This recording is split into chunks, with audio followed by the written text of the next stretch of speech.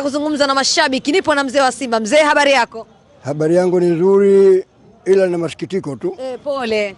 Nimeshapoa. Nimeshapoa kwa sababu mimi nimeshawahi kucheza mpira. Ndio. Lakini moja ya mpira kuna matokeo matatu. Kama usipaya kubali, si mnafanyaje? Hujui mpira. Ndio. Kufungwa, kushinda, kudraw. Na ile mechi kwa vyote vile vinavyotakiwa ni ngawa hisani. Lazima apatikane mshindi. Ndio. Mimi niseme tu kwa viongozi wa Simba, kama utangulia mshabiki wa Yanga kwa kutuonea huruma. Lakini mimi nisema wakati mwingine bado nampongeza ubana mzee wa Kilinge. Kweli Simba kuna mgogoro. Ndio. Simba kuna mgogoro, lazima wakubali. Lazima wakubali kuna mgogoro. Ndio. Mnakwama wapi? Unajua baba na mama akishagombana, hata kuangalia jicho lako vizuri, mwambie mtoto kalaje, huwezi kuangalia. Pale Simba kuna tatizo ambalo kwenye usajili. Mimi binafsi kama binafsi simkubali Dumbia. Simkubali kwa 100%, simkubali Dumbia. Ndio. Kwa sababu vile yani ile kama mimi nilicheza mpira kama forward. Unategemea eneo moja tu la kucheza mpira wewe kichwani. Chini uwezi. Ndio. Hilo moja. Alafu mbili na upande wa kocha, upande wa kocha wetu. Nafikiri amekosea kwenye upangaji wa first 11. Sio tunataka ushindi mapema. Kuna mwacha Mpanzu nje, Luemba nje, pale katikati tunataka dimba lichezwe. Wakia matokeo yake ndio dakika 25 Simba iliyobakia wamiliki Yanga. Na kingine na walauma beki wa mabeki. Usikubali kwamba wewe kumwacha forward utegemea uangalie mpira. Mpira ukupita wakati wote, lakini unataka man to man. Ndio. Kota la tule pale ni kumwacha mtu. La mwisho ndio nizungumzie upande wa golikipa wangu. Kasali. Bado hapiti kwenye goli la Simba. Kasali hapiti kwenye goli la Simba. Kwa sababu kwanza hilo sina mtangazaji. Kwa sababu mimi nimecheza mpira nasema. Sina katika msimu huu. Kasoro ambazo zipo bado inawezekana kwamba kuna usajili aidha wa baadhi kiongozi anamuona huyu ni mchezaji anafaa, lakini bado nasema kwamba Dumbia bado bwana. Dumbia bado. Simba waingie sokoni waingie sokoni. Dumbia bado. Yaani Dumbia kwa Simba, Dumbia ni mdogo sana. Ismaili Mgunda kutokea Namungo anasemekana tayari ameshamwaga wino ndani ya kikosi cha Simba. Unajua watu wanasema hivi, unapoharibikiwa basi kubali utafute fundi akutengenezea gari yako. Lakini ukiamua kwamba acha tu niangalia baba, wewe unapata mafanikio. Sisi Simba tumeshapoteza mafanikio ya forward. Mimi nilicheza namba 9 au 10. Umiliki wa mpira wangu chini, najua mimi nafanya nini. Dumbia hana uwezo wa chini kwenye mguu. Sijui kasajiliwa na nani. Maka sio kasajiliwa na nani. Maka wana kawaida viongozi wa Simba kuna kuchukua mtu baba huyu anafaa. Basi. Yule bwana bado mtangazaji bado. Unajiuliza Dumbia kasajiliwa na nani Simba? Maka bwana kawaida kama duka. Wanafanya kama duka, mimi mleta fulani na yeye anapata 10% kadhaa. Sasa sio vile kiongozi. Vile mtangazaji. Mimi niwaombe tena viongozi wa Simba kweli. Mimi nimesha kunitokea ndio maana sasa hivi naona namkongoja tembea nao. Pressure. Sasa kama napata pressure mimi. Pressure imekupata kwa ajili ya Simba kwa ajili ya Simba. Ilikuwa ni mechi gani hiyo? Hiyo kuna mechi moja ambayo hapa ndio ilianzishia mechi ya Agosto ya Angola ile. Tutakazo tuqualify hapa, tukapigwa 3 hapa. Mimi nimeshindwa kufungua kishikizo cha suruali. Na nikanyimwagia maji ndani ya suruali. Toka nimeanza pressure hapa mpaka sasa hivi mimi nakataa mechi ya Simba kuna kuiangalia hasa nashindwa.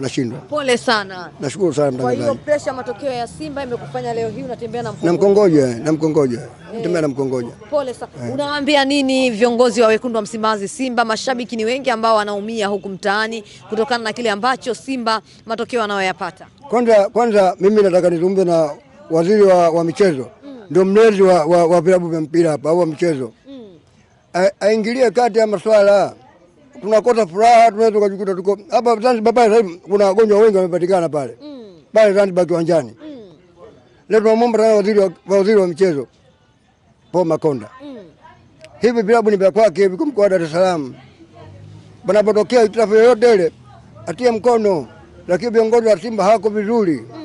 Na yule mwekezaji bado Simba sio moyo kwake. Simba ni akotezi wa shabiki, wanachama wapenzi. Hata leo napiga hatua fulani. Yeye anakuwa na nguvu zaidi. Na yule mwingine bwana anaitwa bwana Mangungu. Yaani nashangaa sana. Sisi kwa sababu waajiriwa GCM hata nashindwa kujua. Maana unapoajiriwa na kiongozi bwana hapo mfanye vituko haingia akilini. Mimi nasema Mangungu, viongozi wa timu waache Simba. Waache Simba tu. Waondoke Simba. Waondoke tu. Wanaumiza wana Simba. Waache kwa sababu sio ajira mama ajira wao wanapata mahela, lakini wanatuumiza sisi tunaumia. Nani mtangazaji? Yanga wanawazidi wapi? Yanga wana miliki mmoja. Karibu. Akizungumza anamtaka mchezaji huyu anakwenda mwenyewe kupesi. Lakini Simba zikae kamati, sisi wakae wachawi, si watu gani? Mtangazaji, inatuumiza sana. Hapa leo kwambiko tuna kamati ya watu ambao wana kamati ya nje. Ifanye Simba ishinde. Lakini vile vile bado wananyang'anyana. Kwa nini kakupa wewe? Kwa hiyo nipa huyu, wanaharibu. Leo nimeangalia game ya Simba.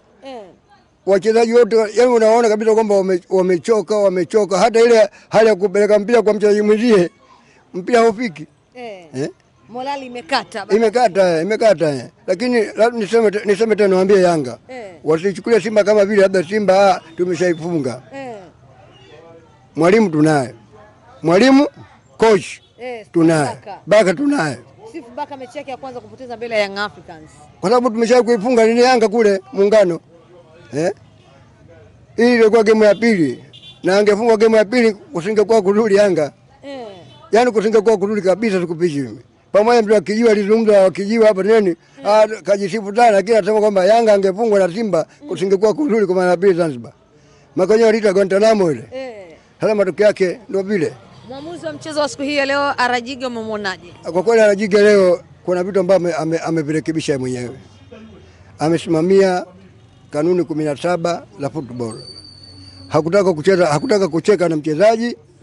Pale penye kumpa haki yake mchezaji anatoa haki. Kichobakia ni mchezo ni mzito. Ule mchezo wa dabi ya Simba na Yanga ni mzito. Ndio. Ukiingia kiwanjani kwanza uwe na kitimamu, umeshiba amba matunda, lakini kinyume cha hapo unaweza kujikuta wewe unambwela tu. Lakini nawashukuru sana kwa kweli kama hivi ninapotembelea mitaani na kutuhoji. Ndio.